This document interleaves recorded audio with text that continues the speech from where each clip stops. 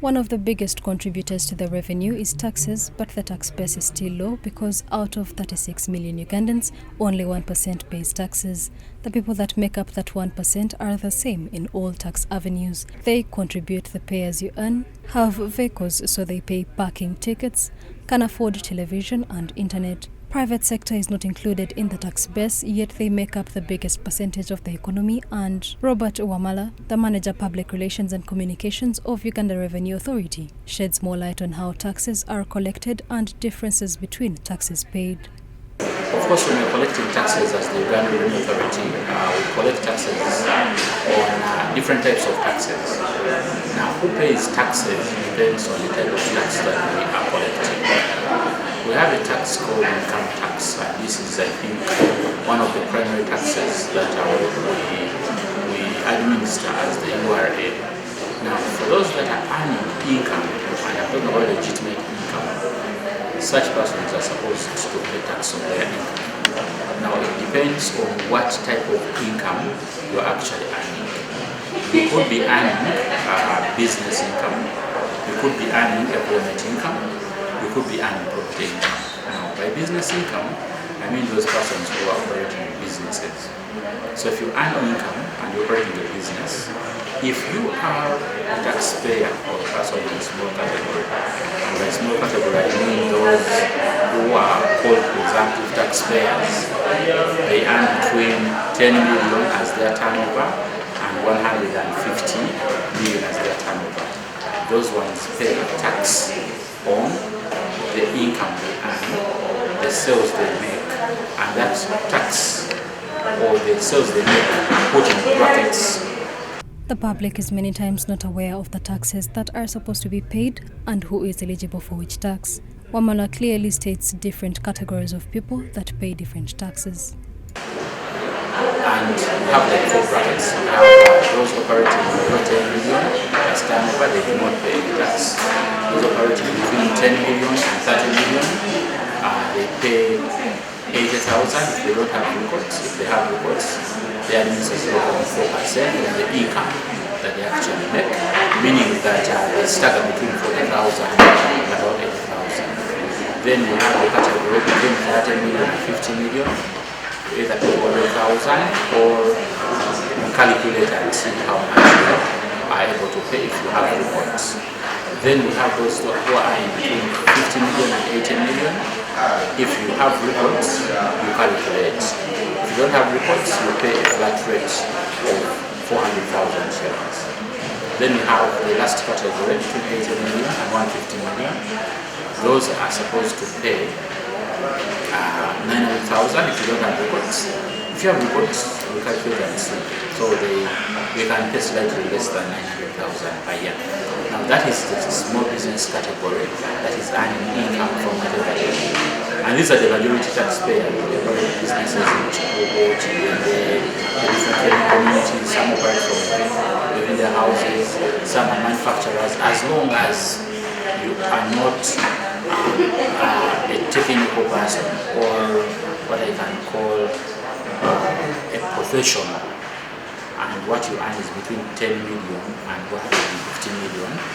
Some people start enterprises and are supposed to pay taxes from the start of the project. However, many of these do not know the tax burden ahead. Wamala explains how they handle the taxes of such enterprises. He also explains how URA handles such people and also states the repercussions if someone defaults or delays the payment of their taxes.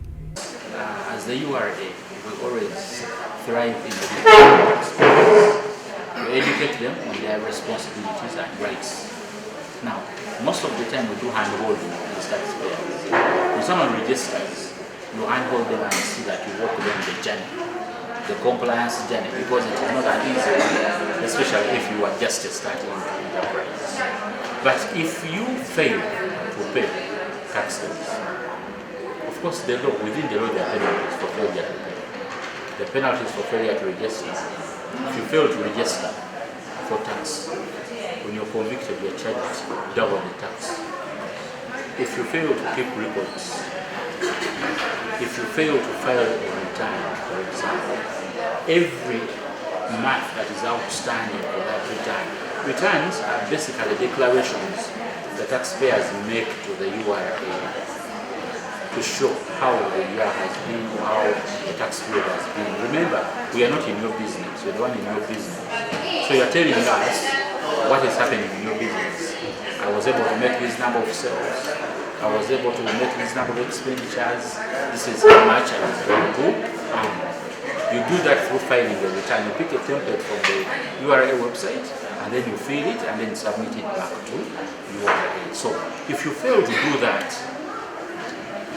anytime you fail to do that, we begin counting every month that is outstanding. You pay 200,000 shillings as a penalty. But also, if you fail to pay tax, you're charged 2% interest on the tax not paid. So it happens that we can give you and charge you those penalties. We can take you to court because remember I talked about conviction. It's only the magistrate or the judge that convicts. So for us, we go and report you that this particular individual or company is not paying tax. So you are charged in the court. The other thing that happens to them, sometimes we issue agency notices. Like write to your bank and tell your bank, like, sir or madam, this particular client of yours has outstanding tax to URA, what we call agency. So when we agency you, the bank is under obligation to get that money that is on your account or pick it and then remit it to URA, because tax, when it becomes due, when it's supposed to be paid, it becomes a debt to government, and government will collect it. It is like as if you're supposed to pay the tax you have lent, the government has lent you its money, so you're supposed to pay back. So when it becomes due, it becomes a debt. So agency is also another thing that we also take them to court. I've already talked about that. We can slap you with penalties and interests that are enshrined within the law for failure to pay. We can ask a third party who is holding your money to give it to us. Like for example, you supply me, you are gets to know that you have supplied me. Instead of writing to you, they write to me. Please remit so and so money because we have a tax that is supposed to pay. But of course, those are things that we do after making reminders to the taxpayer, writing to the taxpayer, visiting the taxpayer. But of course, you know, Ugandan taxpayers, sometimes you go to this place, the taxpayer already left another place, so you need to evoke other things that are within the law. Wamala also paints a picture of the aftermath of the economy after World Bank halts its donations to Uganda, saying that money must now come from Ugandans because the economy has to continue operating. He says even the development programs that have been put in place by government are not very effective. Financial, for example, government is asking URA to collect 29.7 trillion as tax. Remember, the budget was 52 trillion. It means that the biggest portion of the government expenditure is going to be through taxes. And all of us know what is happening now. World Bank is saying, no, we are not giving you money. It means that every one of us has to pay. That is the message we are saying, we are giving out. Let each of us pay. Even if we pay a little, no one has to pay a little. How would you benefit the socio-economic infrastructure? When you guys were coming here, I think we make the construction going along the road. It means that government has to construct roads, government has to build a good health care system, construction and rehabilitation of hospitals, government has to do educational services, seed secondary schools. I don't know if you know how many schools that government is building in the different parts of the country because we need everyone to access education. There are government programs like UPE, government programs like USE, we have government programs like Yoga. There's now parish involvement model where each parish is getting money. All that money does not come from there. It is money that we collect because you see, government does not trade. Government relies on us to actually finance its expenditure. There are things to do with the payment of government employees, payment of teachers, payment of the security, payment of even repayment of loans, by the way. So someone will say that some of that money is borrowed. Yes, it may be borrowed, but now when we're repaying, where do we get it? Because government doesn't operate business. It relies on us to be able to give it to them. So tax payment is actually very good that we pay taxes, because it is one thing that solidifies our presence as a nation. Because you see now, like when the World Bank coughed, everyone is trying to catch the cold, because they say we're not giving you money. But remember, we have an economy to run. So I think it is very important that everyone pays, because taxes are used to very many things. Yes, I appreciate the fact sometimes that some of these taxes is collected, stolen by certain individuals. But what do we do about that? We need to bring those guys together. And it is you guys who are there, who are seeing the government projects. It is you supposed to ring the bell, raise a red flag and say, hello, there is this school here, the contract abandoned it at foundation level.